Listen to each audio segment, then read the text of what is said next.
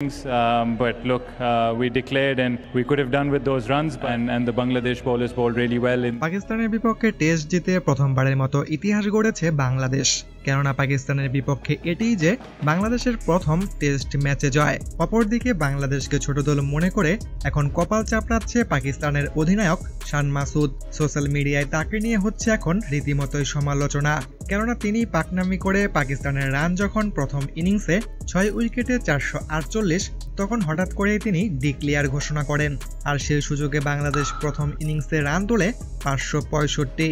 Match শেষে পাকিস্তানের এই অধিনায়ক বলেন, আমি সত্যিই হতবাক হয়ে গেছি, বাংলাদেশ এত বেশি রান করবে আমি ভাবিনি, আমার ডিক্লেয়ার দেওয়াটাই ভুল হয়েছে, বাংলাদেশকে শক্তিশালী দল হিসেবে বিবেচনা করাটাই আমার উচিত ছিল, তারা বেশ ভালো ফাইট করেছে।